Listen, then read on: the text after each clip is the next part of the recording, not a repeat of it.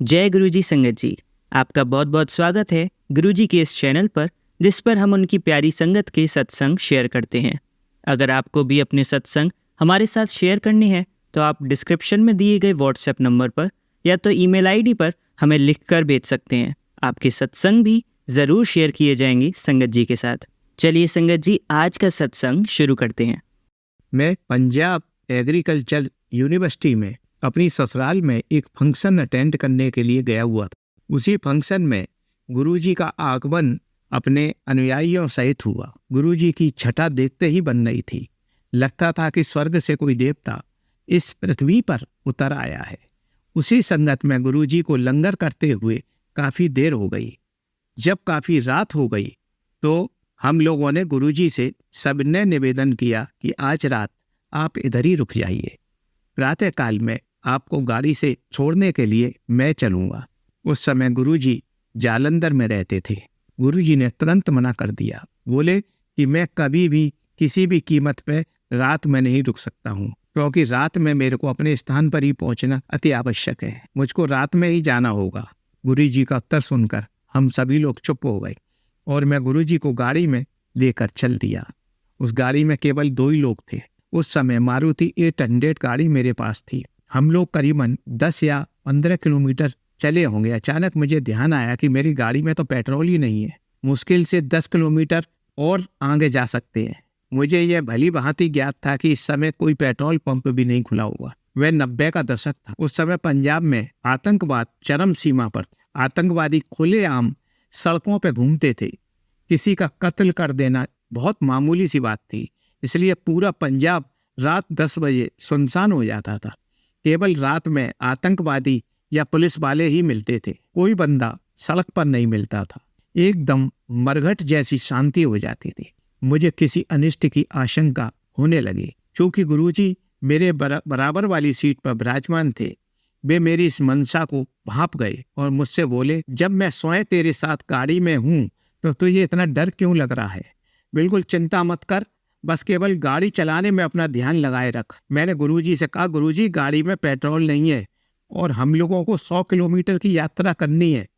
रास्ते में कोई पेट्रोल पंप खुला नहीं मिलेगा, इसलिए मेरे को चिंता हो रही है। गाड़ी रास्ते में ही बंद हो जानी है, फिर हम लोगों को सड़क पर ही खड़ा रहना पड़ेगा। आप तो पंजाब का माहौल जानते ही हैं कि यहाँ पर इस समय क्या हो रहा है। मेरी बातें सुनकर गुरुजी जोर से हंसे और बोले कि तुझे अपने गुरु की शक्ति पर भरोसा नहीं है, या तू मेरी परीक्षा लेना चाह रहा है? इसी बहाने से शक्ति की परीक्षा भी हो जाएगी। तू बस चुपचाप गाड़ी चलाता रहे, बाकी सब मेरे पे छोड़ दे। लुधियाना जालंधर मार्ग पर मध्य दूरी पर स्थित गोराया पहुंचने पर मेरे मन को में फिर दोबारा चिंता शुरू हो गई। गुरुजी तुरंत बोले, व्यर्थ चिंता कर रहे हो, मेरे पे पूर्ण विश्वास रखो और गाड़ी चलाते रहो। यह कल्पना करो कि पेट्रोल पंप में आपने गाड़ी को फुल करा लिया है। जब ही हमें पता चला कि हम 40 किलोमीटर दूर निकले आए हैं, मैंने सोचा कि मेरी गाड़ी में केवल इतना ही पेट्रोल था कि मुश्किल से 15 या 20 किलोमीटर ही जा सकते थे।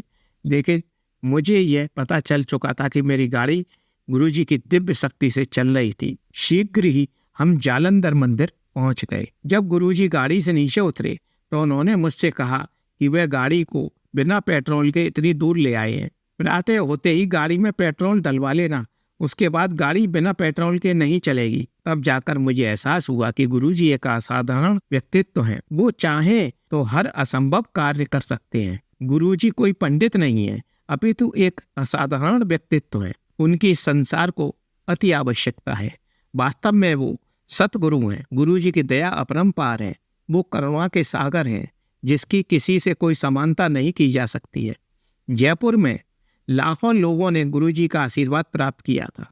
सन 1994 में गुरुजी अपने एक शिष्य सेवानिवृत्त जनरल मोहन सिंह के यहाँ उनके बुलावे पर गए थे और वहाँ करीबन 1 महीने तक रहे थे। गुरुजी के दर्शन के लिए सैकड़ों लोग अपने बीवी बच्चों के साथ आते थे तथा आशीर्वाद प्राप्त करते थे।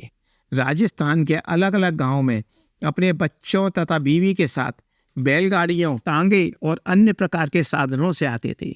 गुरुजी ताम्र लोटे से संवेदनशील दृष्टि से उनको आशीष देते थे। और यह 1 महीने का समय गुरुजी ने इसलिए निकाला था कि जयपुर के लोगों के दुख और पीड़ा को किस प्रकार दूर किया जाए। उनकी संगत के एक सदस्य जो द्विभाषीय का कार्य करते थे, क्योंकि गुरुजी को राजस्थानी भाषा का ज्ञान नहीं था। अभी किसी गांव के पंचायत के एक सदस्य ने गुरुजी से आकर प्रार्थना की कि उनके गांव में पिछले 60 साल से कुएं में पानी सूख गया है। आप यह भली बात ही जानते हैं कि राजस्थान में पानी की काफी कमी है।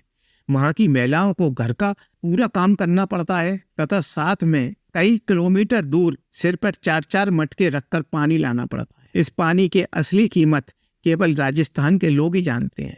उस गांव के सदस्य ने गुरुजी से विनम्र निवेदन किया कि क्या उस सूखे कुएं में फिर से जल आ सकता है। गुरुजी उसकी बात को सुन के बहुत जोर से मुस्कुराए और बोले कि उस कुएं में अवश्य ही पानी लाऊंगा, आप बेफिक्र होकर अपने घर जाओ। इसके 3 दिन बाद गांव के लोग जयपुर की सड़कों पर ढोल नगाड़े बजाते हुए काफी भीड़ में गुरुजी के पास आए और गुरुजी से बोले, बाबा जल आ गया, बाबा जल आ गया, कुआं पूरा भर गया है।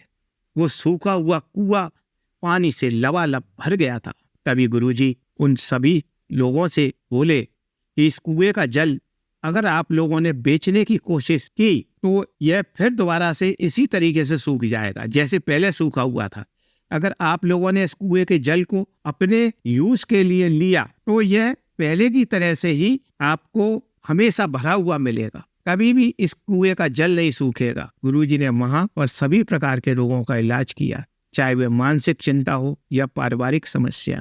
जयपुर के महाराजा भवानी सिंह को 4 कंधों पर उठाकर गुरुजी के समक्ष लाया गया था। गुरुजी ने उनका उपचार किया और पूर्ण स्वस्थ करके वहां से अपने पैरों पर चलाकर भेजा। इसी प्रकार पूरे राजस्थान में गुरुजी की कीर्ति की पताका गड़ गई। वहां के लोग गुरुजी को एक दिव्य आत्मा समझते थे। वे कहते थे कि गुरुजी साक्षात शिव का मानव अवतार है। कभी कभी भक्त का मनोरथ होता है कि गुरुजी संगत से प्रसन्न हो जाते थे जैसे शिवजी हो जाते थे।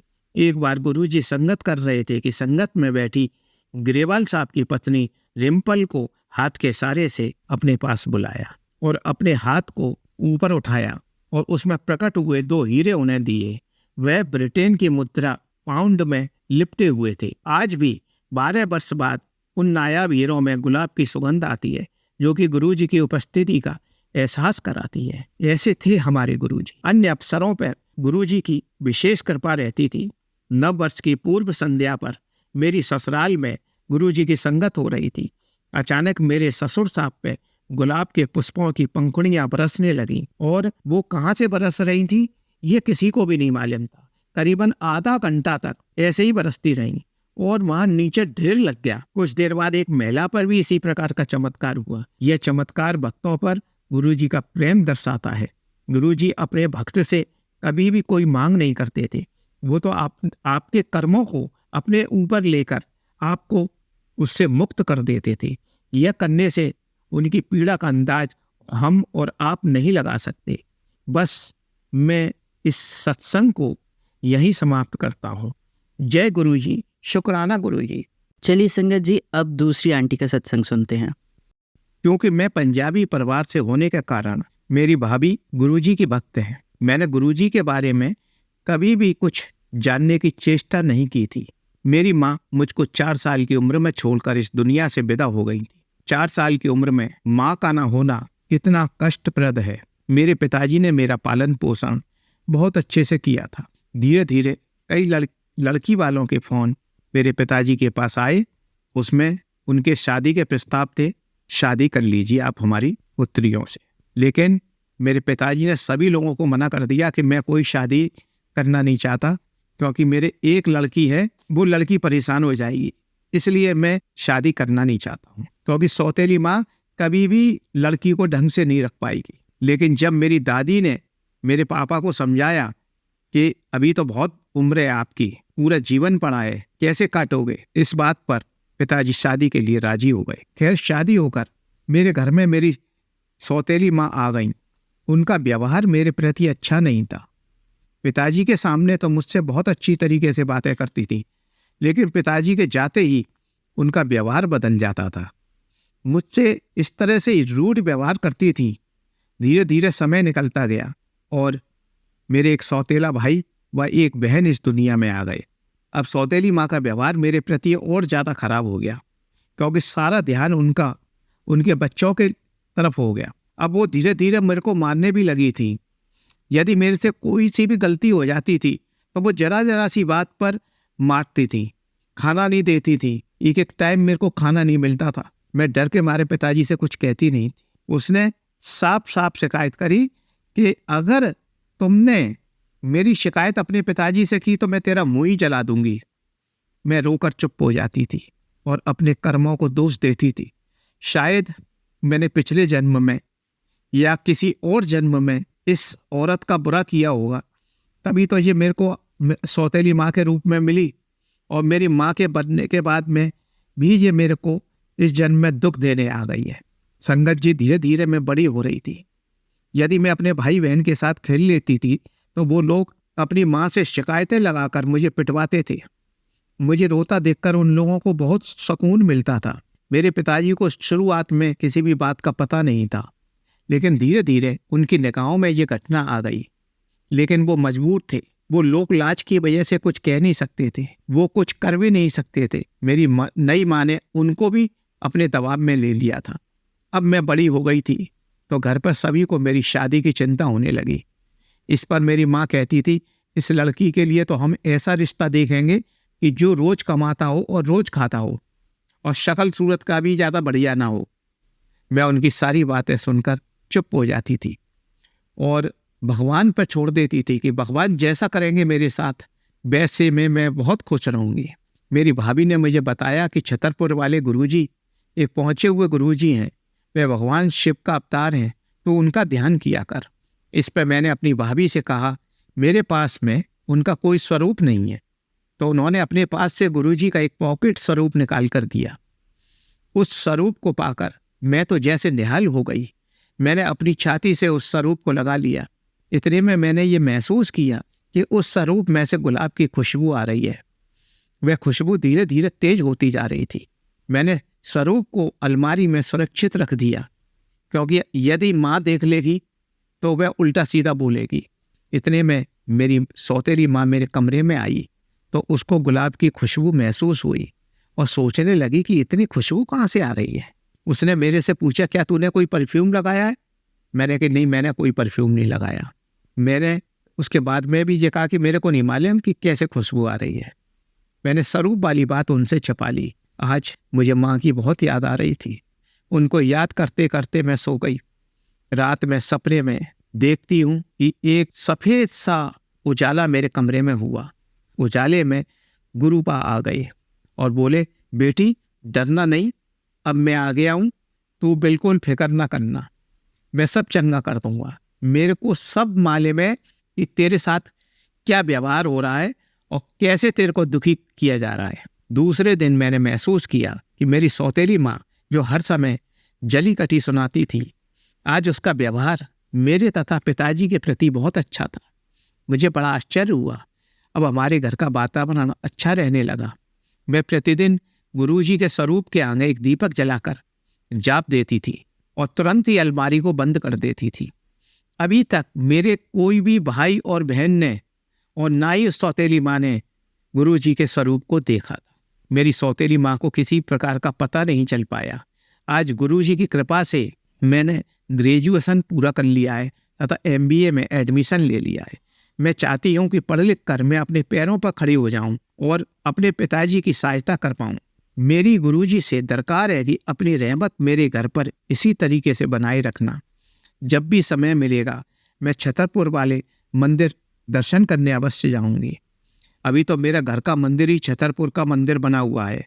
अक्सर गुरुपा मेरे सपने में आ जाते हैं और टेलीपैथी के माध्यम से रोज कह रहे हैं कि अपना शुक्राना कर, अपना शुक्राना कर। इसलिए मैं अपना सत्संग गुरुजी की प्यारी संगत से कर रही हूँ। अब मैं अपना सत्संग समाप्त करती हूँ। जय गुरुजी की, शुक्राना गुरुजी। चलिए अब मंत्र जाप करते हैं। ओम नमः शिवाय, शिवजी सदा सहाय। ओम नमः शिवाय, गुरुजी सदा सहाय। ओम नमः शिवाय, शिवजी सदा सहाय। ओम नमः शिवाय, गुरुजी सदा सहाय। ओम नमः शिवाय, शिवजी सदा सहाय। ओम नमः शिवाय, गुरुजी सदा सहाय। धन्यवाद संगत जी, आपका दिन बहुत ही मंगलमय जाए। जय गुरुजी, शुक्राना गुरुजी।